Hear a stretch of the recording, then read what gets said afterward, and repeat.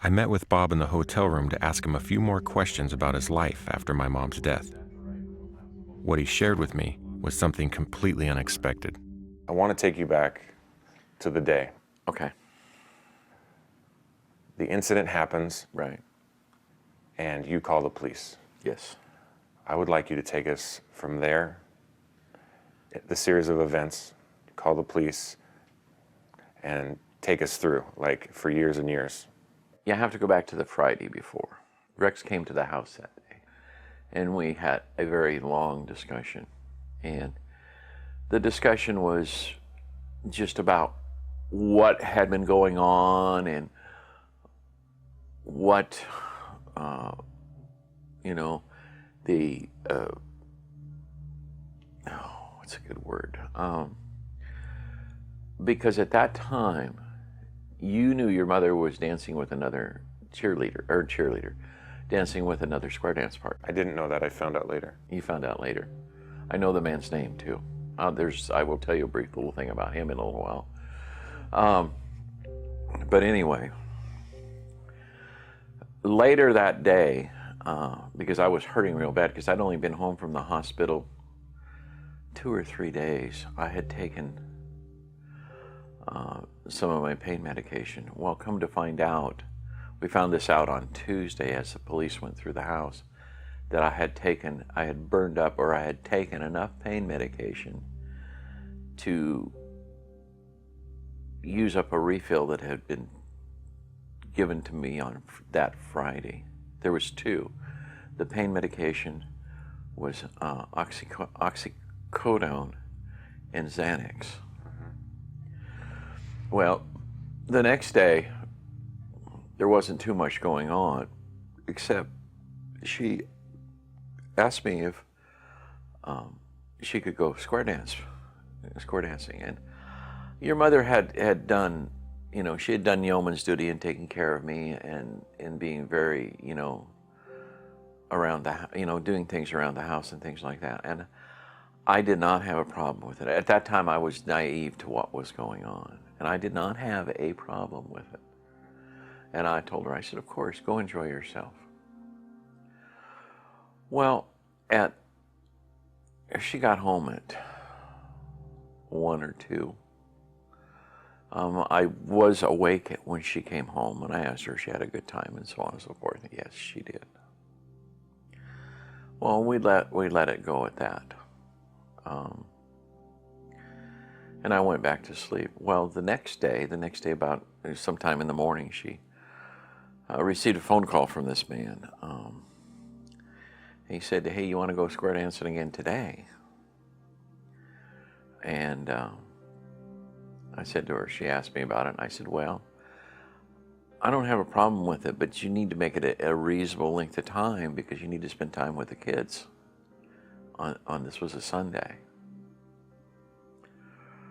Oh, yeah, sure. Yeah, we'll make it come out. Well, it got to be, it was 2 o'clock again before she got home that night. If I remember correctly. I mean, I could be wrong on my times, because I was still pretty fuzzy. And on Monday,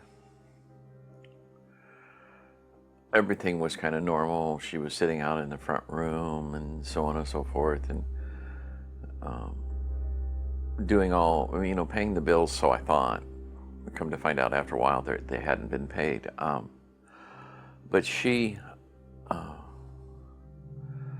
we were talking back and forth, because if you remember right, our bedroom was here and the living room was here, and you could, with the door open, you could see. You could see back and forth. Well, we were talking for a while, and she decided she needed to go grocery shopping, and I was feeling pretty good that day. So I went looked through the bills and all this kind of stuff, and I said, when she got back home, I said, what happened to all the money? Because, I had received an insurance settlement in July of that year of $50-some-odd thousand. And she said, well, we spent it on the kids, we spent it going to the trip to California,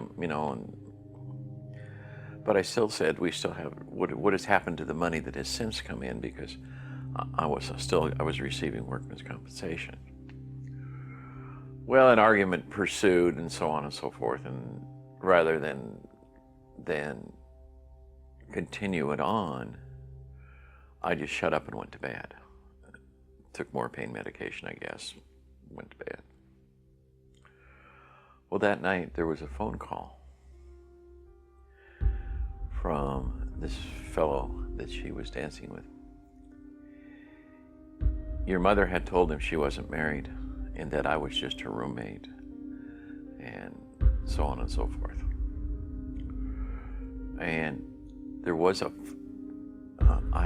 she and I talked about it, and she left and she went to see him. And the next word now, this is Monday, and then Tuesday, I didn't sleep well that Monday night. I mean, I tossed and I turned. I was in complete turmoil. And the next morning, an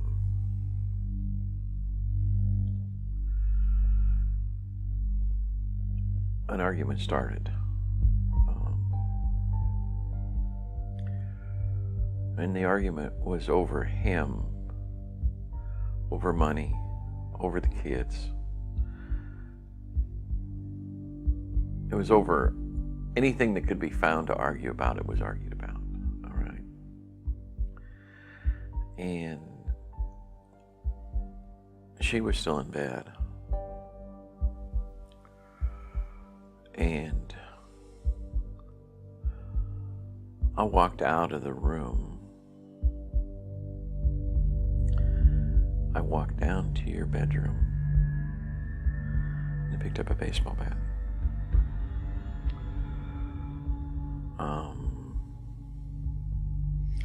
I do not remember what the police report says. I do not remember. I don't remember what I told them.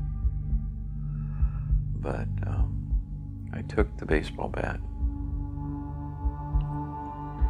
because she was chirping at me, and I mean, it was just driving me crazy. I mean, I was to the point where I do believe that I wasn't sane.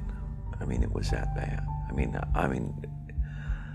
I had no intention of anything happening to her like happened to her. But I went back into the bedroom and I said, "Can't you just shut up?" If I remember correctly. And she kept on it. And I hit her with the bat.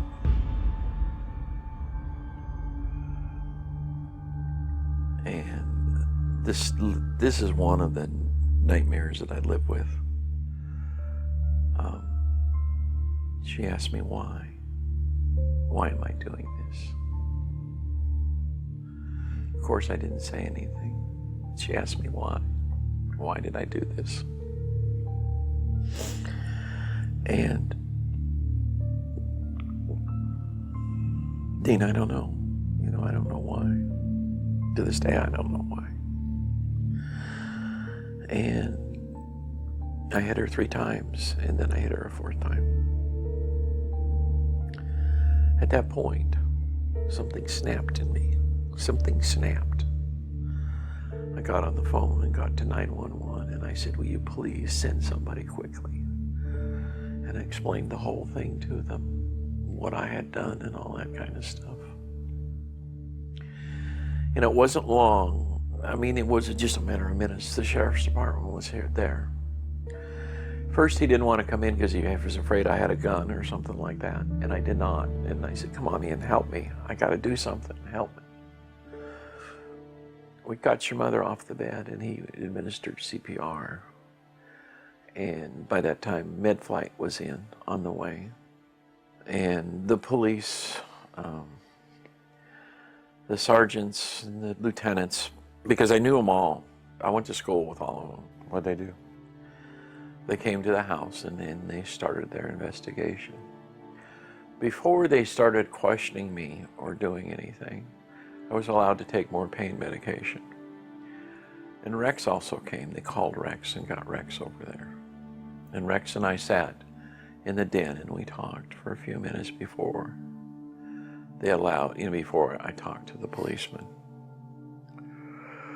And he said, this was his words, and this is something that bothers me too. He says, I didn't realize when you called me how serious of a problem this was. And I wished, he said, I had called him, I guess, sometime on Friday, and he said he wished he was busy and he couldn't come at that point. But he apologized for not coming. And he said, you have to prepare yourself for this journey you're going on now.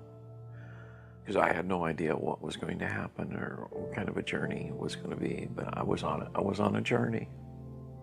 And it was a journey. I never asked Bob about the details of my mom's murder, but I realized after he told me that it honestly was my moment of truth.